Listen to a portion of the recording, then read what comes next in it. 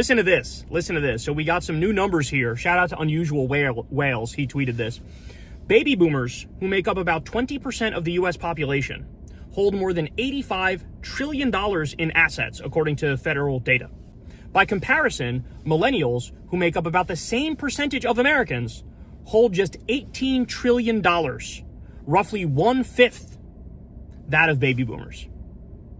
So this is new data that's just coming out, which, by the way, also, Gen Z, look out, because your shit is going to be even worse off than millennials.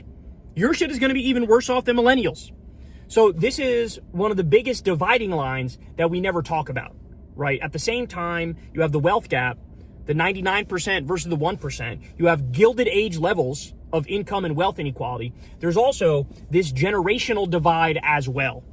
And so when we say haves and have-nots, not only are we talking about the billionaire class, we're also talking about the generational divide. And by the way, that also helps to understand where the politics of the different generations comes from, right? So like younger people are overwhelmingly more likely to be left-leaning. Why? Because it turns out they understand the value of a redistribution of wealth.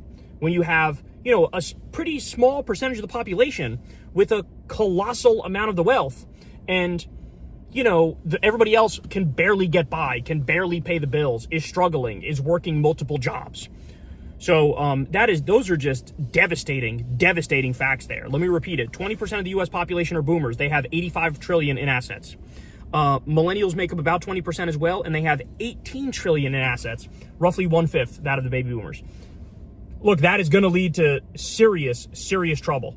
That's going to lead to, like, revolt. You are begging for revolution if that's what the divide is like. You're just asking for it at that point. So, you know, Ro Khanna talked about this the other day, but he calls a wealth tax for the top 1%.